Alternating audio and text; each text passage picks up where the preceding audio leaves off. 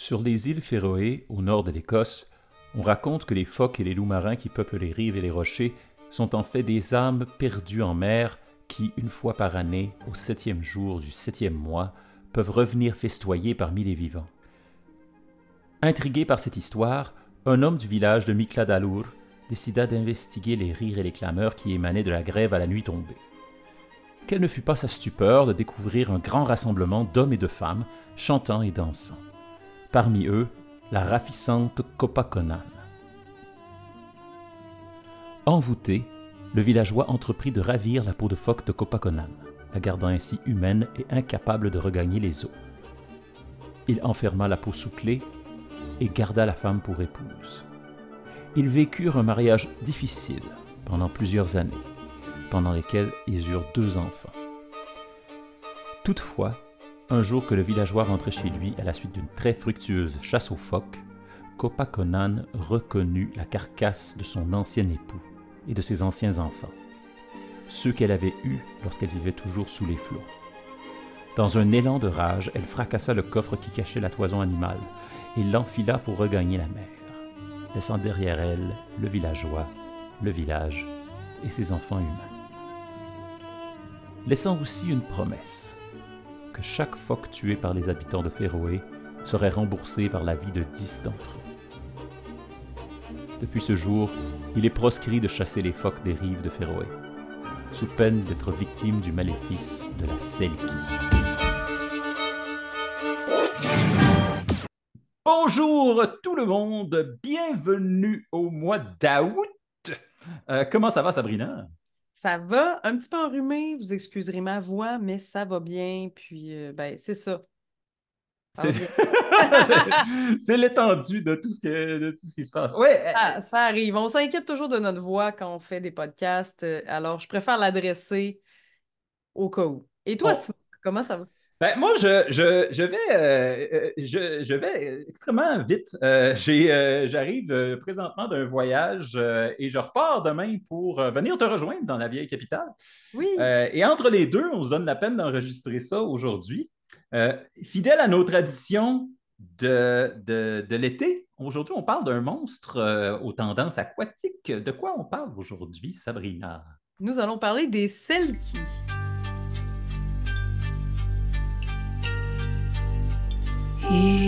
Hideramis hideras,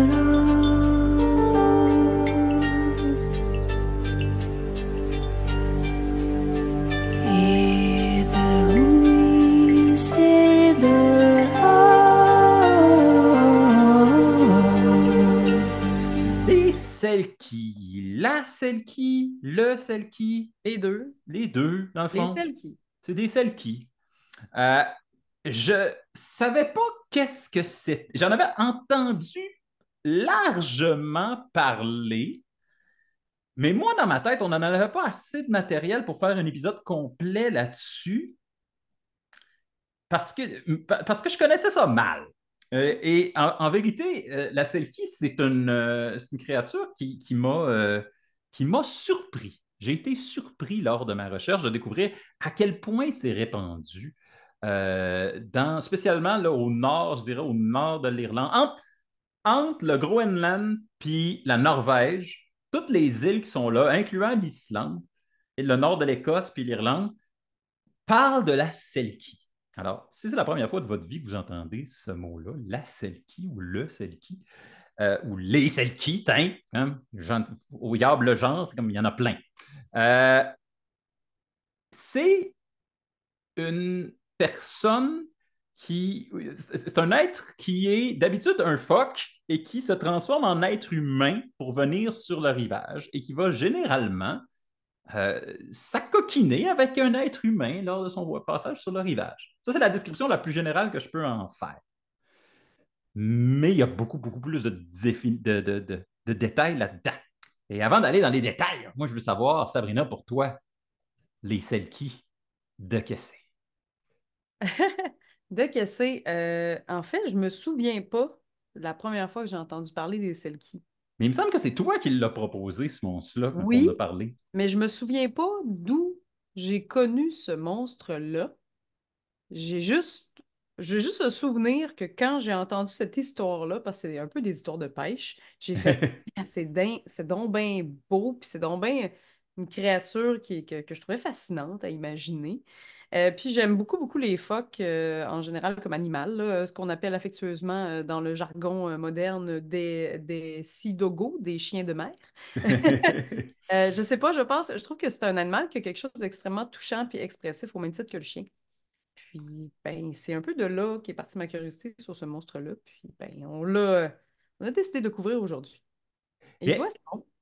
moi, je dois dire, je pense que dans ma tête, je ne savais pas c'était quoi exactement. J'avais entendu parler, que je pense qu'on en avait parlé nous-mêmes dans notre épisode sur les sirènes, mais brièvement abordé, on avait dit que une personne aquatique à tendance plus phoque que poisson.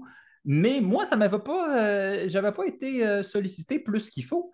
Mais en lisant sur le sujet, et en m'y attardant comme il faut, j'ai fait oh mon Dieu, mais c'est exactement mon type de monstre préféré. Le monstre tragique. Et j'ai vraiment, comme j'ai lu certaines des histoires qui se répandent là-bas, c'est surtout des histoires orales qui concernent la Selkie. Et j'ai fait oh mon Dieu, mais c'est donc bien des belles histoires. Hmm. Et ça m'a frappé, ça m'a rappelé un peu euh, le, le, le, le, le- le livre et le film que j'avais recommandé lorsqu'on avait parlé des licornes. Ça m'a rappelé La Dernière licorne, qui est un peu le même principe. Et moi, j'adore cette histoire-là. Et donc, c'est un monstre que je trouve largement touchant. En plus, Ouais. c'est un monstre qui parle un peu de l'isolement. Tu sais, c'est toutes des communautés qui vivent sur des îles assez isolées. Euh, Même, on pourrait même dire que comme l'Islande, il n'y a pas grand monde sur l'Islande. C'est tous des gens qui vivent en bord de mer. Et donc, il y a une certaine, comment je peux dire ça? Il y a une certaine volonté de rencontrer un être incroyable venu d'ailleurs. Tu sais, il y a quand même un intérêt et une curiosité pour l'étranger que je trouve totalement louable dans ce genre-là. Bien d'accord avec ça. Et c'est des monstres qui sont quand même relativement positifs aussi. On va en parler dans quelques secondes. Oui, J'ai ben bien hâte. justement, parlons-en dans les origines.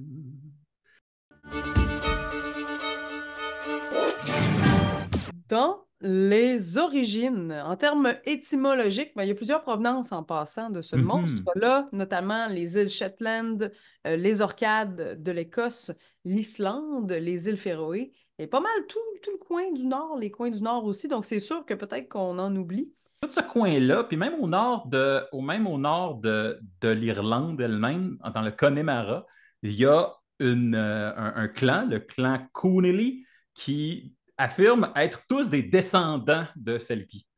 Fait que c'est très, très beau. Puis, ben, on imagine les paysages, justement, d'endroits où il y a plus de froid, où il Mhm. y a justement les côtes, les bords de mer. J'imagine que ça laisse place à des rencontres et des rencontres imaginaires aussi. Moi, je me souviens quand j'étais allée en voyage en Irlande du Nord, justement, sur le bord de la Giant Causeway, on voyait souvent des phoques qui nageaient, Oui. puis souvent des phoques solitaires. Fait que, tu sais, ça donnait l'illusion un peu de ah, mais est-ce que c'est un Selkie qui m'observe? Et bon, bref, on s'attache à ce monstre-là assez vite.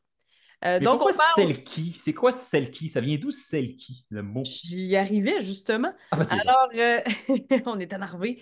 En termes de Selkie, j'ai trouvé deux provenances étymologiques. Une du vieil anglais, Selkie, qui viendrait de seal, qui voudrait dire simplement seal, donc phoque. Oui. Et au niveau norvégien, il y avait deux appellations que j'ai trouvées. Kobejente, là, c'est sûr que c'est pas comme ça que ça se prononce, là, parce que je prononce pas l'islandais, là, mais Kobejente, qui voudrait dire Seal Young Women, donc des jeunes femmes phoques, et Ah, Selkivin, qui voudrait dire Seal Woman, donc femme phoque. OK. Je t'en ajoute une. Vas-y, Parce vas-y. qu'au nord de l'Irlande, on appelle cette créature-là la Maiden Mara, qui est la demoiselle des mers, la Sea Maiden. C'est Euh, beau. et donc, c'est vraiment considéré généralement, plus souvent qu'autrement, comme des créatures féminines, au même titre que les sirènes. Mais pas exclusivement. Pas On exclusivement. va y revenir. On va y revenir. Si je peux me permettre de parler de l'apparence un petit peu des Selkies. Oui. Alors, dans les habitudes de vie classiques des Selkies, ce sont des créatures qui vont généralement relaxer sur les rochers et vont s'amuser à se changer en femmes, en belles femmes ou en beaux hommes. En fait, on va revenir parce qu'il y a des versions masculines aussi. Mhm. Et qui vont généralement nager et s'amuser autour de l'endroit où elles laissent une peau de phoque en guise je dirais, de trucs à reprendre, en fait. Je sais pas comment Oui. dire ça. Ben, moi, ce que j'ai compris à propos de cette peau de phoque-là, c'est que il y en a juste une qui va fonctionner et c'est leur seule manière de redevenir des phoques. Il faut qu'elles Exact. Donc, revêtissent la peau. fait qu'on peut imaginer là, que c'est comme si tu avais un hoodie qui se dézippe, là, puis tu dois enlever ton hoodie, puis après ça, tu t'en vas te saucer en apparence humaine. Puis après ça, Oui, si tu veux revenir en phoque, ben, il faut que tu retrouves ton hoodie, puis tu le rezippes, qui est ta peau de phoque. Fait que c'est un oui. peu ça l'idée. Mais évidemment, il y a des risques à faire ça si tu t'amuses à prendre forme humaine, parce que ton objectif final, c'est de redevenir un phoque pour retourner dans l'eau, parce que c'est ça, la vie d'être une selkie. Eh bien, comme on cohabite souvent avec les marins quand on vit sur les rochers, la côte, au même titre que les phoques, parfois les marins s'amusaient à garder la peau du selkie, de la selkie, à son avantage en fait, parce que les selkies sont des créatures, les femmes selkies sont des créatures très douces, dociles, très mélancoliques, comme on en a parlé un petit peu au début, qui vont Mhm. avoir tendance à pas trop s'obstiner et suivre les marins chez eux, puis après ça se marier avec eux, avoir des enfants. Et c'est un peu ça que les marins, des fois, font, profitent. Donc, ça, soit ils vont carrément cacher la peau de phoque pour éviter que leur nouvelle femme la retrouve, ou ils vont carrément la brûler pour la garder pour toujours, ce qui n'est pas super gentil, tant qu'à moi. C'est assez Hmm. manipulation. Il y a beaucoup de manipulation ici, mais quand même. Alors, les Selkies, ce ne sont pas des êtres qui sont méchants, c'est des êtres extrêmement doux, extrêmement gentils et manipulables à ce niveau-là. Donc, ça, c'est pour les femmes Selkies. Oui, mais il y a aussi des versions avec les hommes, celles qui. Oui, c'est là que je m'en vais, Yeah. justement. Tu me fais la signalisation. Oui, Quasiment. je Pardon, fais les pardon. sémaphores. Oui. Donc, au niveau des hommes, c'est quand même relativement différent. Là, pour les femmes, on parlait de mariés, celles qui, de pêcheurs qui tombent amoureux. Donc, pour les hommes, en fait, on parle de jeunes hommes magnifiquement irrésistibles.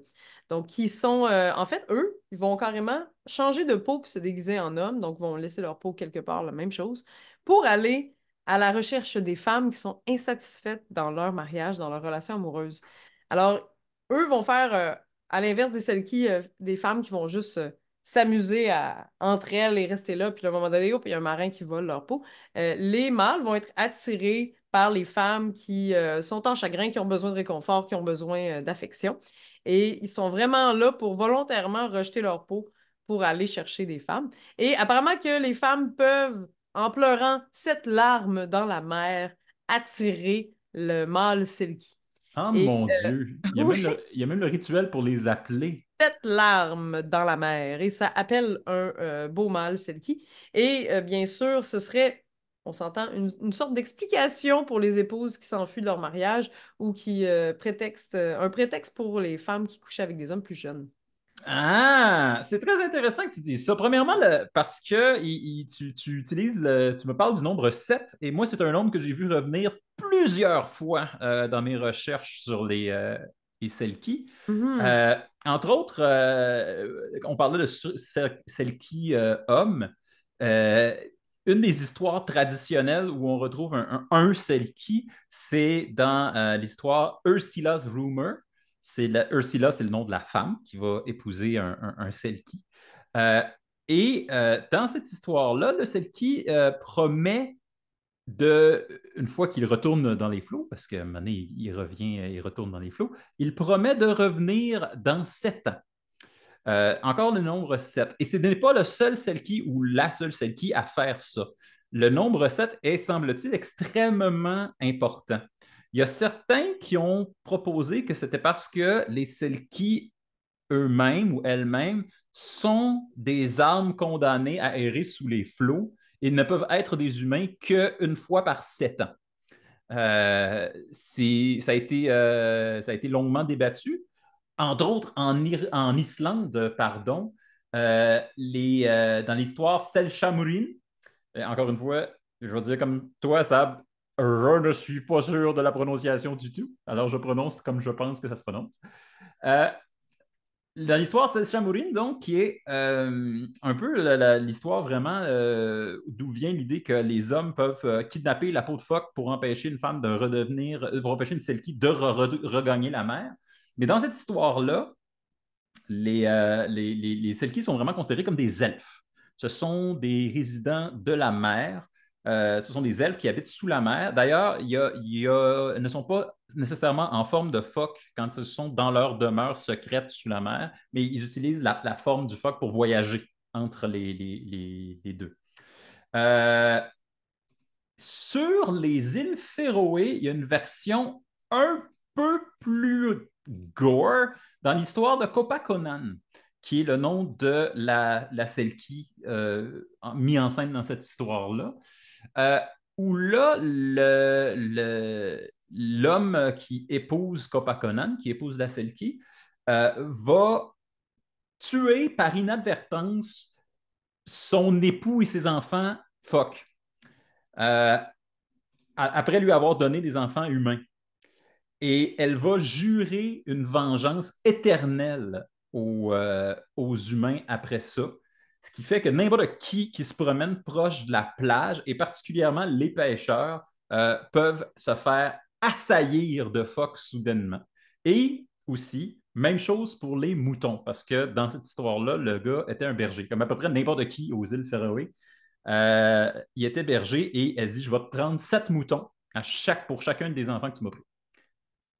Ah, c'est intéressant. Mais tu vois, moi, l'histoire que j'ai trouvée était vraiment plus positive. En fait, c'est l'histoire d'un marin qui tombe amoureux d'une femme qui danse sur les pierres. Il décide de garder la peau pour la cacher, pour ramener la femme chez elle. Il se marie avec elle, il y a plusieurs enfants, puis, tu sais, il vit un parfait bonheur. Puis un jour, il part à la pêche et euh, la femme s'exprime à son plus jeune fils qu'elle est malheureuse parce qu'elle s'ennuie de sa maison, donc son chez-soi qui est la mer. Et c'est le jeune garçon qui fait des recherches dans la maison familiale pour trouver la peau qu'il rend à sa mère. Et à partir de ce moment-là, sa mère le remercie, lui dit qu'elle va l'aimer éternellement. Elle se sauve et retourne à la mer pour ne jamais revenir. Évidemment, son mari est en grand désarroi et ses enfants quand même tristes que leur mère les ait abandonnés pour retourner chez elle. Mais depuis ce jour, ce marin-là, ce pêcheur-là, est devenu un pêcheur miraculé. Étonnamment, les poissons se jetaient dans ses filets, comme si des phoques rameutaient des poissons à chaque fois. Donc, un signe probablement de cette femme qui veille sur ses enfants et sur son mari. Ben, Euh, c'est c'est étonnant vraiment. c'est étonnant que tu me parles de ça parce que, effectivement, là, on a parlé des histoires un peu trash, mais il y a également des histoires, comme tu décris, qui sont plus belles, qui sont les plus belles histoires d'amour. Ouais. Entre autres, j'en ai une qui vient des Orcades, je pense, euh, où là, encore le même principe, c'est une Selkie et un homme qui se marient, sont des enfants, mais un jour, l'homme va en mer, il est pris dans une tempête et la femme va reprendre sa peau de phoque, retourner à la mer et le ramener au rivage. Mais une fois qu'elle a fait ça, elle ne peut plus jamais redevenir humaine. Non, Donc, c'est elle ça. va regagner la mer et lui, à chaque 7 ans, va voir, avec ses enfants sur le bord de la mer, va voir un phoque passer et dire ça, c'est. Oh, j'ai des frissons. C'est tellement beau, cette histoire-là. Pour vrai, c'est vraiment des histoires comme d'amour puis de romance. Puis on dirait qu'il y a quelque chose de beau dans la majorité d'entre elles. Je pense que c'est ça que j'aime autant de ce monstre-là. Hey, C'est vraiment. d'ailleurs, Oui, c'est ça, c'est juste vraiment pas un monstre méchant. parce que tu. Oui, exact. Ça fait du bien, de temps en temps, un monstre qui est doux, hein. Mm. Puis, il y a quelque chose que j'ai lu, c'est comment reconnaître les signes visuels des Selkies puis de leurs enfants. Oh Donc, oui! apparemment que les yeux des Selkies seraient changeants, seraient toujours de couleur bleue ou vert et changeraient selon leur humeur et la température.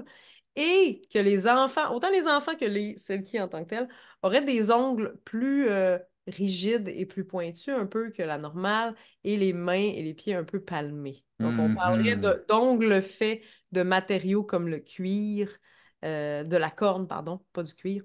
Et Oui. aurait des orteils étranges, faits de matériaux cornus et pieds palmés. J'ai également lu ça à propos des enfants de Selkie. qui aurait les les pieds palmés, puis les matériaux étranges sur le bout des ongles.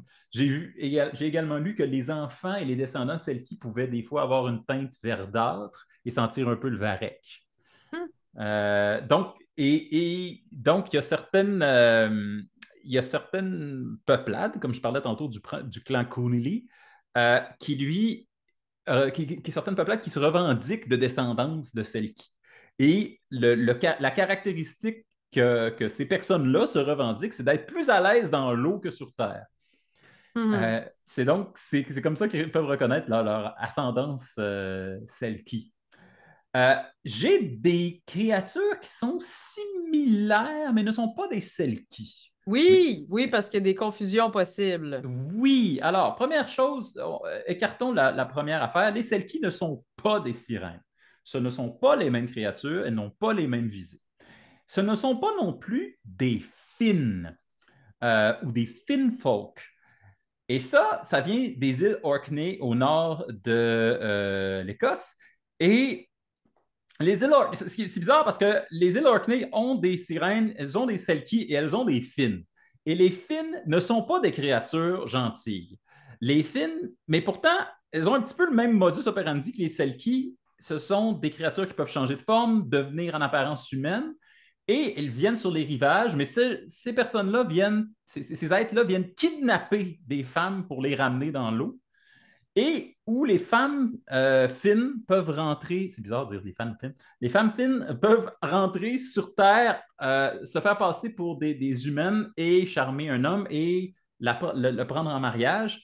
Parce que paraît-il que les mariages entre folk, entre les habitants finns, sont pas joyeux. C'est mieux pour eux de trouver des époux et des épouses humaines, parce que entre eux, ils deviennent mutuellement, comme quand ils se manifestent en tant qu'humains, ils sont très, très beaux, ils sont très, très élégants, mais s'ils se marient entre eux, ils deviennent hirsutes, hideux et vraiment dégueulasses.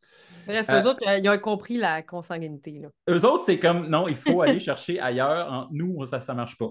Leur grande faiblesse, c'est l'argent. La seule façon, si vous êtes poursuivi par les Finfolk, de vous enfuir, c'est de leur pitcher de l'argent. Ils vont partir après l'argent plutôt qu'après vous.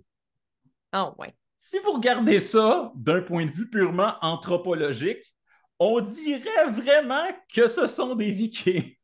On dirait Ouais. vraiment que ce sont des envahisseurs étrangers. D'ailleurs, ils s'appellent les Finns. Ça pourrait être des Finlandais. Tu sais. Mais Ah.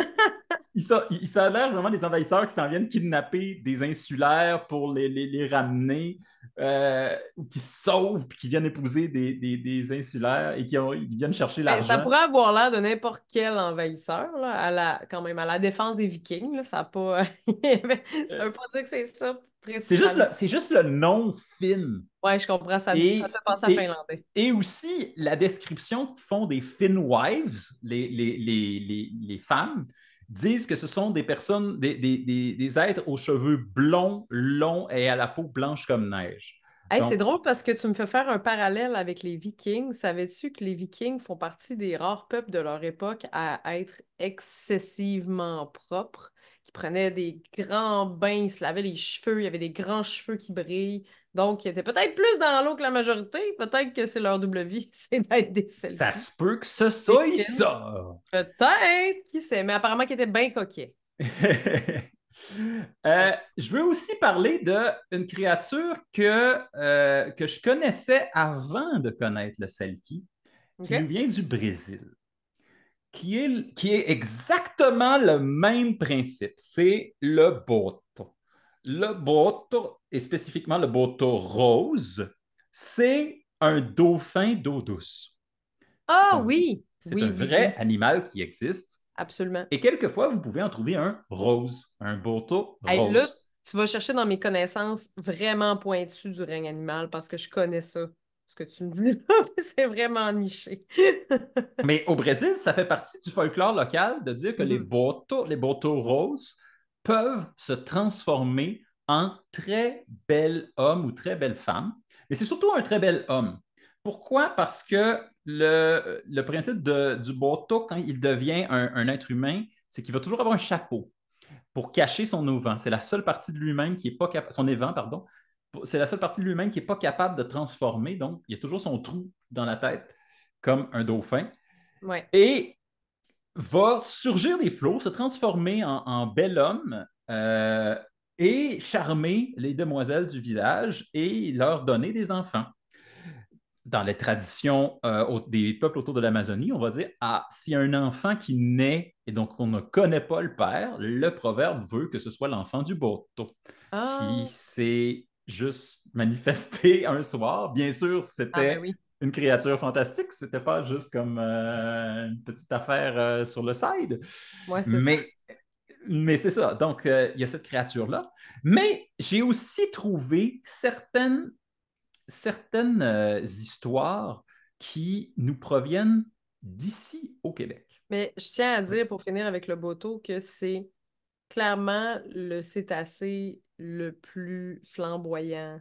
Et vraiment, vous allez l'imaginer, ça sort d'un livre pour enfants. Rose, là, rose pâle, rose bébé, là.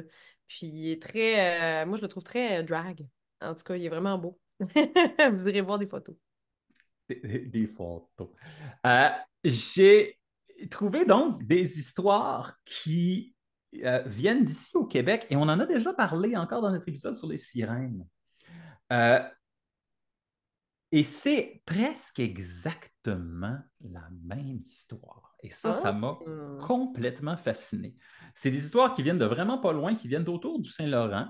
Entre autres, c'était raconté par les peuples qui étaient dans le Bas-Saint-Laurent, autour des fjords du Saguenay, entre autres les Malécites, qui racontaient ces histoires-là de femmes qui habitaient dans l'eau en tant que phoques ou en tant que belugas et qui, la nuit venue, enlevaient leur peau pour rester sur le rivage et que c'était possible de kidnapper leur peau pour leur faire perdre ce pouvoir-là. C'est presque exactement la même histoire, Absolument. mais techniquement, il n'existait pas de corrélation entre les peuples qui habitaient en Islande et les peuples qui habitaient ici.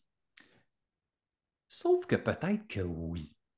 Et Hmm. ça va m'amener brièvement dans le volet science.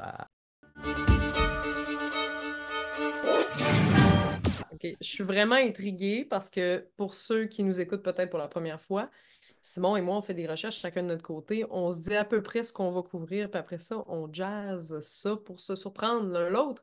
Et j'ai aucune idée où tu t'en vas avec le côté science. J'ai vraiment hâte. Eh bien, OK. Alors, j'ai deux choses dont je veux parler. Une que j'ai trouvée particulièrement intéressante, qui associe, parce que ça vient sans doute des mêmes régions du monde, qui associe la Selkie au changeling. Dans notre épisode sur les fées, on a parlé du phénomène de changeling, qui est donc un enfant qui se fait passer pour un être humain. C'est un enfant qui a été enlevé à la naissance et remplacé par une fée qui prend l'aspect de l'enfant, mais qui, en grandissant, va révéler sa nature féerique en étant totalement Désagréable. désagréable, Ouais, ouais. incontrôlable, impulsif, un joueur de tour, tu sais. Et les parents vont dire, qu'est-ce qui s'est passé avec toi? Tu es devenu autre chose, tu n'es presque même plus un être humain. On avait parlé dans cet épisode-là, spécialement sur le volet science, que à une certaine époque, les études en santé mentale n'étant pas ce que nous avons aujourd'hui, il y a beaucoup de troubles du développement qui auraient pu être les selkies, qui auraient pu être les filles, pardon, qui auraient pu être associés au changeling. Mais aussi certains troubles physiques. Euh, Entre autres, chez les Irlandais, c'était pas très, très évident parce que les Irlandais, les Écossais, les Norvégiens, des roux, des blonds, mais des fois des albinos, tu fais comme ah, OK, Hmm. ça, c'est pas la même chose que nous, et ça paraît que c'est. Il y a quelque chose, il y a une différence, une différence physique, et ça pouvait passer pour un changeling. Et Sabrina, là j'arrive au Selkie, connais-tu la syndactylie? La syndactylie. Attends. Non, mais si je me fie à ce que j'entends Oui. étymologiquement, est-ce que ça veut dire plus de doigts ou plus de palmes après les doigts? Ça veut dire de la peau entre les doigts, Ah effectivement. ah! Et la syndactylie, c'est comme la porphyrie dont on a parlé, c'est une mutation génétique Oui. qui fait en sorte que vous allez développer de la peau entre vos doigts. Tout le monde en a un peu, remarque la peau entre les doigts, Ben mais oui. ça va monter jusqu'à la première phalange et quelquefois même, ça pourrait monter jusqu'à la deuxième. Et ça fait en sorte que ça donne l'impression que vous êtes une créature aquatique. Et on pensait que certaines personnes qui étaient nées avec la syndactylie dans ces régions auraient pu être associées au selkie, dire ah, ça c'est un enfant de selkie, c'est un enfant aquatique.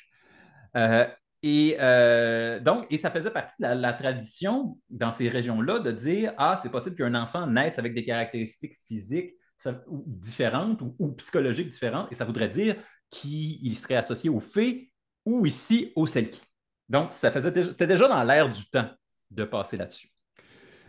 Donc, une petite explication scientifique biologique au passage, mais moi, ce qui m'intéresse, c'est l'explication géoculturelle. Alors, normalement, aux époques où on commence à parler des Selkies, il n'y a pas de contact entre les Européens et les Premières Nations ici, les premiers peuples en Amérique. Il y a peut-être eu des contacts à cause des Vikings qui sont venus dans le Vinland de Mané, mais c'est vague, puis on n'est pas sûr s'il y a eu des échanges, on ne sait pas ce qui s'est passé, on ne sait même pas c'est où. Mais si les Vikings étaient capables de se rendre, ça veut dire qu'il y a peut-être eu un contact à partir de l'autre bord. Et les premiers suspects, s'il y a eu des contacts des Premières Nations vers les Européens, ce seraient les peuples qui habitent au nord, les Inuits. Selon le cycle des saisons et certaines années avant le réchauffement climatique, ça arrivait que la calotte glaciaire s'étende tellement que c'était possible de marcher à travers le détroit de Davis. Et ça t'amène quasiment jusqu'à l'Islande. Fait que si tu étais un chasseur inuit ou une couple de chasseurs inuits, c'était pas inenvisageable, si tu partais du Groenland, de t'en aller jusqu'en Islande. D'autant plus que les chasseurs inuits et les tribus inuits qui étaient à cette époque-là s'habillaient de phoques et avaient leur canot en peau de phoque, leur kayak.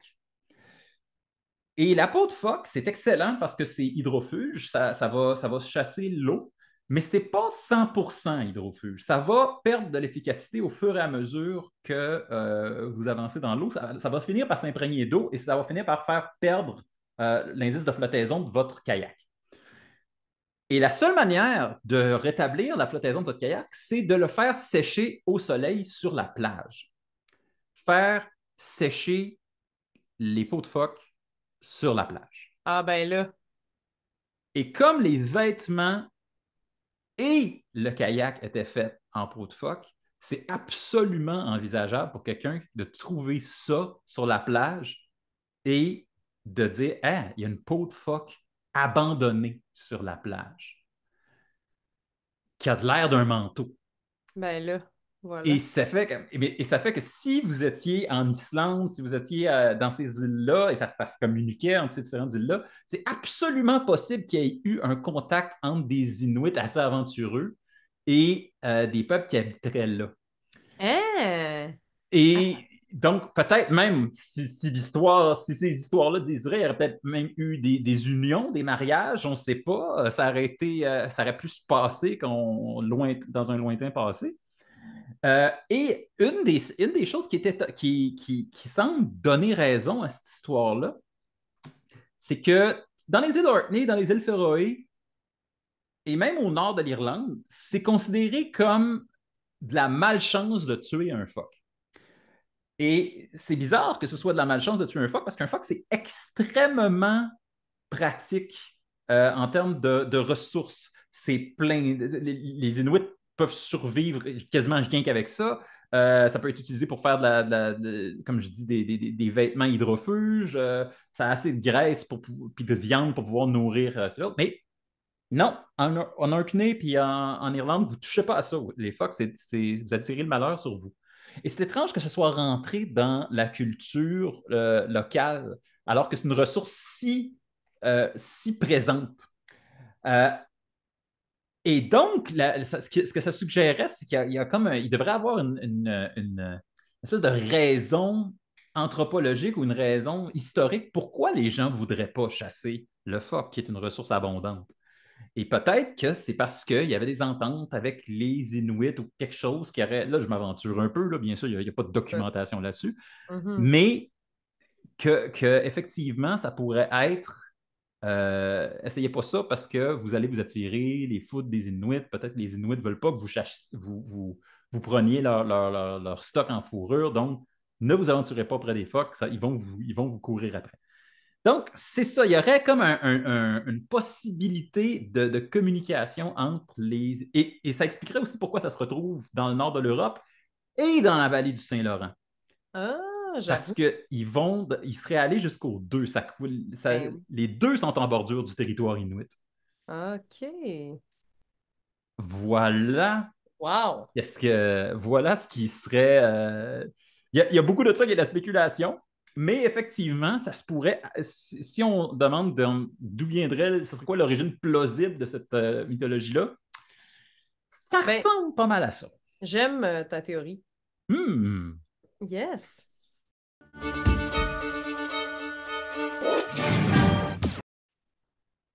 Culturellement, le selkie. Alors, il n'y a pas tant de choses que ça que j'ai trouvé C'est un qui. peu flou, C'est un quand peu même. flou. Il y a Ouais. quelques films, il y a quelques histoires, il y a des livres, entre autres The Girl from the Sea ou A Stranger Comes Ashore de Molly Hunter, qui ont été écrits, qui parlent vraiment des Selkies.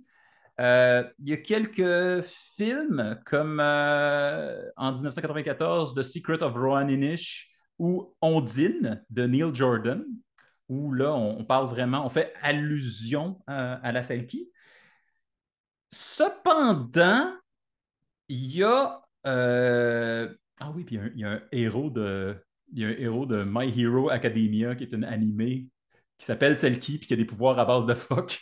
Écoute, il y a quand même des Selkies dans plusieurs trucs qui sont fantastiques, mais c'est rarement un rôle principal. Notamment dans la saga d'Harry Potter aussi, il y a un peuple de Selkies qui vit au fond de la mer, il me semble.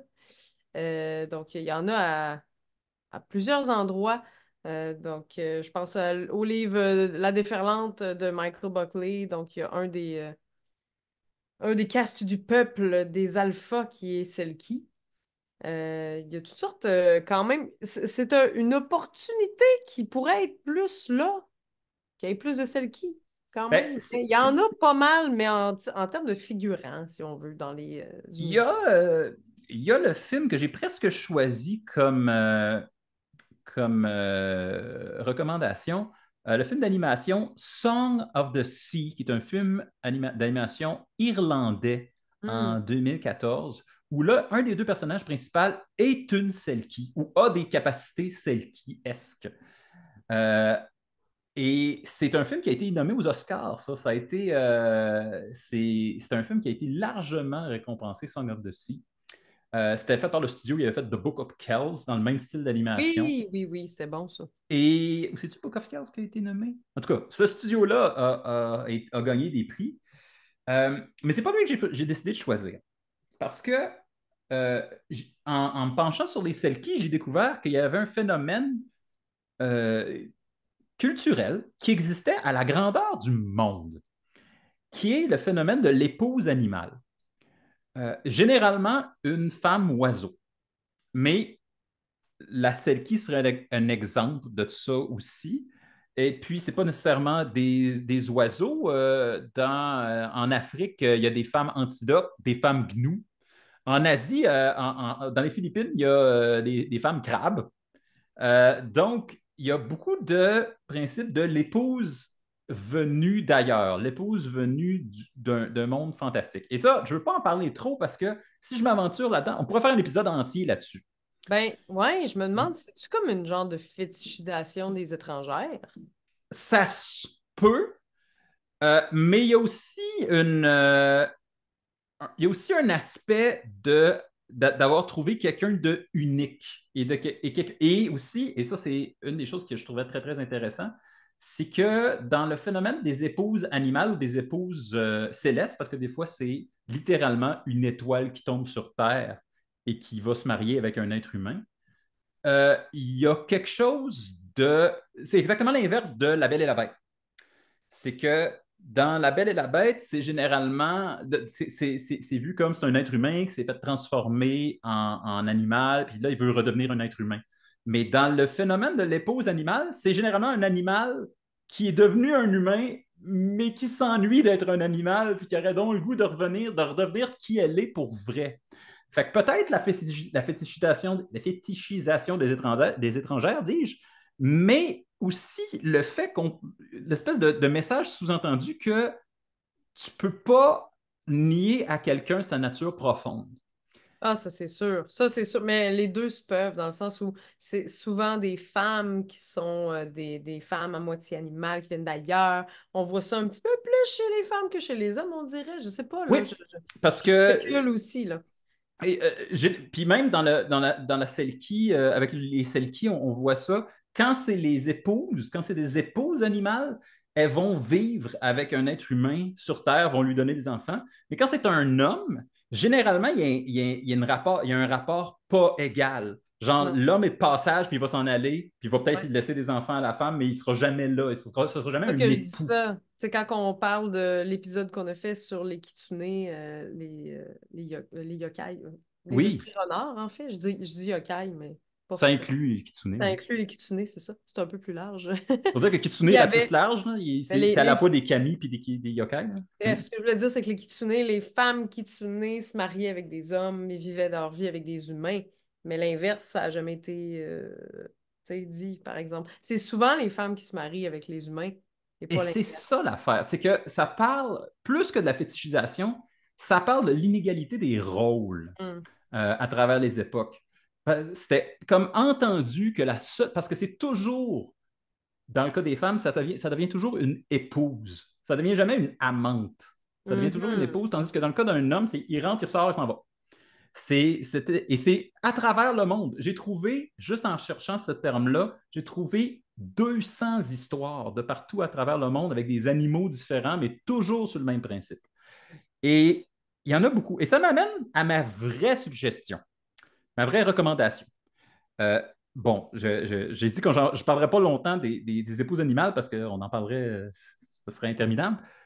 Euh, mais je veux quand même recommander ce film-là parce que c'est quand même une histoire d'amour entre un être humain et une créature de la mer. Pas directement une Selkie, mais c'est quand même une histoire qui met de l'avant une créature marine qui va épouser un être humain. Et c'est le film La Tortue Rouge, aussi nommé pour un Oscar en 2016. C'est un film d'animation presque muet. Et c'est d'une beauté incommensurable. Hum. C'est magnifique et c'est vraiment l'histoire de cet homme naufragé sur une île se, qui va épouser une tortue de mer, une grande tortue rouge, qui va lui donner des enfants.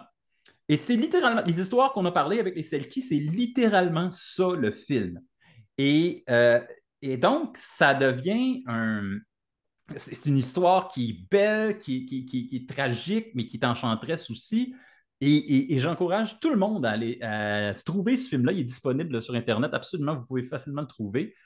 C'est spécial, ça ne ressemble pas au film d'animation. Vous ne faites pas venir les enfants et dire Hey, on va voir un Pixar ce soir. Non, non, non. C'est très différent, mais ça vaut vraiment le détour.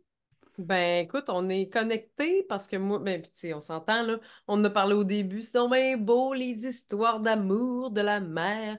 Euh, alors moi, je vais proposer quelque chose qui est un peu opposé Ouh, parce que moi, ce qui m'intéressait, c'était aussi le côté masculin de la créature qui est le Selkie. Donc, je propose le livre de Selkie de Melanie Jackson qui ouh. parle de une histoire d'amour entre une jeune américaine qui se retrouve avec un prince Selkie dont elle a volé la peau, rien de moins. Puis, donc, une jeune américaine qui est récemment veuve, qui se retrouve en amour avec un prince Selkie, après avoir hérité un chalet en Écosse, en fait. Donc, elle a hérité et elle se retrouve à tomber amoureuse de cette créature. Donc, c'est vraiment une belle histoire. Oh, wow! OK! Ah, parfait! On a le pendant masculin et le pendant féminin. J'aurais pas pu demander mieux. Yes. C'est excellent, Sabrina. Alors, ça nous amène à la fin de notre épisode sur le Selkie et à la fin de nos épisodes de Zestivo. Épisodes Oui, de Zestivo? Oui. oui. J'imagine, j'espère. Eh ben, merci beaucoup, Simon. Puis, j'aimerais rappeler au public, on sait que vous êtes là, on sait que vous nous écoutez, on vous aime énormément. Et j'aimerais faire un shout-out à Isabelle qui nous écoute depuis le début, qui est vraiment fantastique. Puis, ben voilà, on nous invite à commenter, à liker, à nous faire des petits commentaires. Faites-nous-en des commentaires, on aimerait ça en lire plus en ondes. Donc, vous gênez pas, puis on est vraiment content de Ben ça. oui, absolument. Ouais. Sabrina. Merci, Simon. Alors, on quitte l'été et on s'en retourne vers l'automne. Et dans notre épisode du 17 septembre, on reste dans le même secteur du monde, dans les îles britanniques. Et on va changer totalement de type de créature.